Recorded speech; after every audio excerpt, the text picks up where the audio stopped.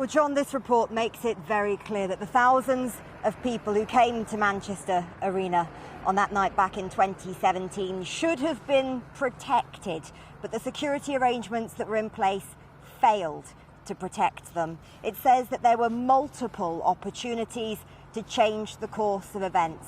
If those opportunities had been taken, the bomb may not have been detonated, or it might have been detonated at a time and in a place where the impact was less. To put that simply, fewer people might have been killed and injured. That, of course, will be incredibly difficult to hear for the many people who were affected, not least those who were injured and those who lost a loved one. But the report is not just about what happened then. It's also about the situation now, and it says that the law needs to change because, according to this report, right now, the law does not properly protect us. Police emergency, hello, can you hear me? Yeah, there's been an explosion at Manchester Arena! Explosion at Manchester Arena? Yes! The MES? In the foyer! The target was a pop concert. The venue, one of the biggest and busiest in the world, but with gaps in security that were easy to spot and exploit by a suicide bomber. Is anybody injured? Yes, loads! There's loads injured. We entrusted the safety of our loved ones into organisations and agencies who had a duty of care to protect them. This inquiry has rightly found that we were failed on every level. This terrorist atrocity could and should have been prevented, and 22 innocent people should not have lost their lives. The attack had been planned for months by brothers who'd spent school holidays in Libya fighting Gaddafi's forces. On the night of the bombing, Salman Abedi roamed around the station below Manchester Arena for hours, weighed down by thousands of nuts and bolts, packed in his bag, along with a homemade bomb. It's a hot May evening. The thick clothes hide the wiring. About an hour before he'll set off the bomb, he makes his way up to the foyer of Manchester Arena.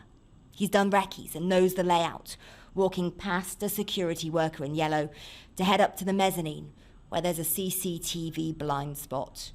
He waits there until the end of the concert.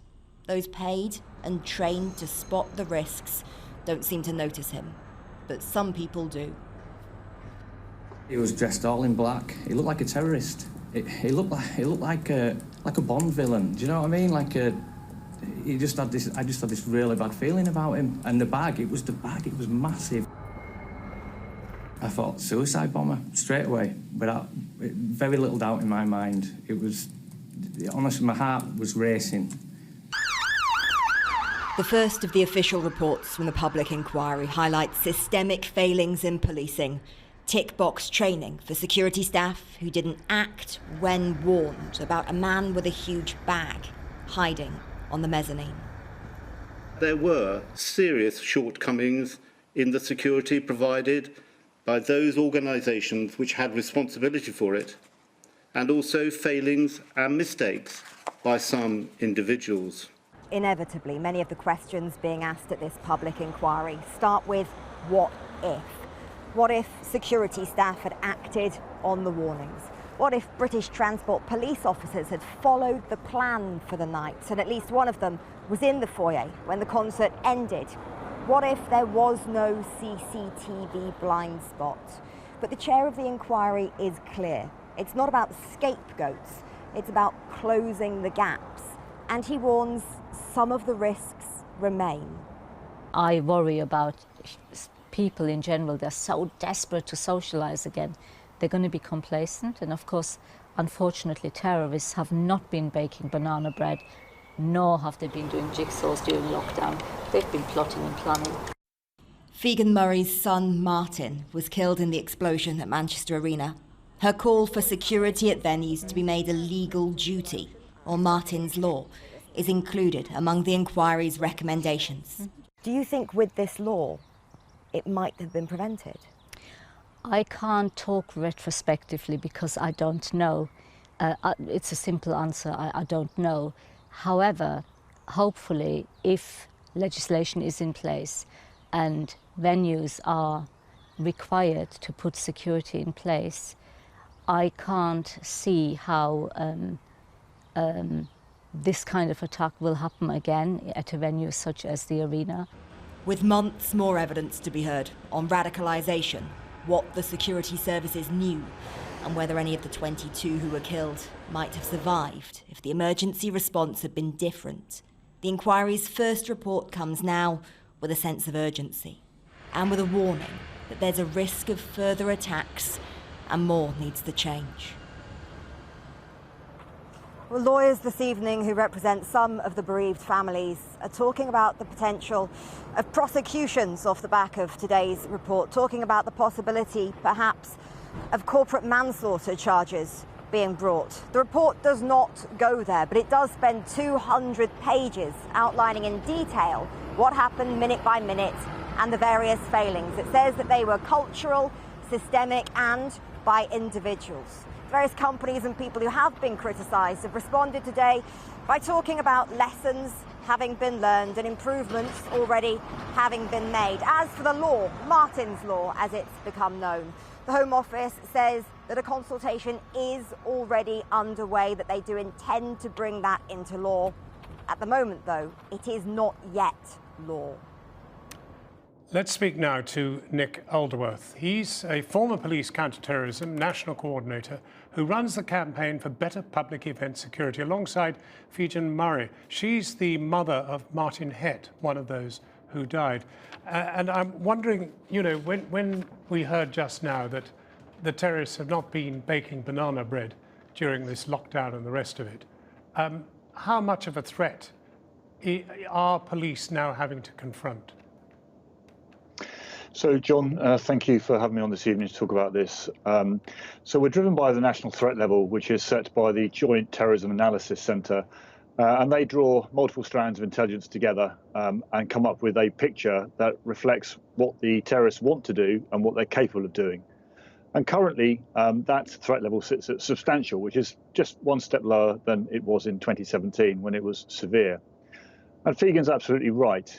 You know, people are still sitting at home. They are still self-radicalising, mostly using the internet and by listening and following those people who espouse a toxic ideology, either around Islam or around the right wing. And you know, we do need to be really conscious that it isn't just an Islamic terrorism threat that we face. And those people, as we slowly unlock, will start to be thinking about what they might be able to do. And of course, we are presenting opportunities as well for them to do those things. If you go to any city now, you'll see a very different streetscape to that which you might have seen before lockdown. And we need to make sure that those places are well protected, well looked after. But if there were to be a law or some real piece of legislation that helps combat this, what would Martin Hett's law be? That's the son of Figen Murray, for whom you're working. So we wrote the proposal for Martin's Law to be really simple and to, wherever possible, be low or no cost. And most security is, in fact, low or no cost. So the first part of Martin's Law is to ask people to engage and ask those who operate business areas that invite public into their space to engage with freely available counterterrorism training. That training is already available. If you go through your web browser and look for ACT e-learning, it's a fabulous 45-minute e-learning package available for anybody who would care to use it.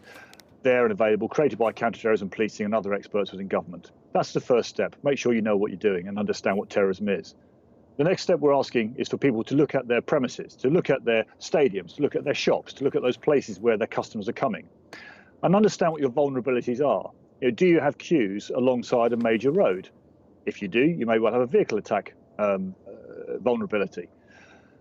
And then once you understand what your vulnerabilities are, you can figure out what to do about it. And demonstrably, what the Manchester Arena inquiry has shown us is that security doesn't need to be expensive. A simple intervention of saying, what are you doing here, could well have made the difference between what happened and what might have happened. And we refer to it as the power of hello. People are very unnerved when they're planning something bad to be confronted and spoken to. And sometimes it deters them, sometimes it stops them, and sometimes it makes them act early. Then the last part of Martin's Law is to ask that everybody who operates such places to have a plan. What we know from everything that people have told us across 2017 and beyond is that having a plan saves lives. Do you know how to evacuate your premises? Do you know how to evacuate your premises? Do you know where the first aid kits are? Who's trained to do what? Who's in control of doing what? All those things save lives. Brought together, that's Martin's Law in a nutshell. Well, Nick Alderworth, thank you very much indeed for joining us. Let us hope that everybody embraces your findings. Thank you very much indeed.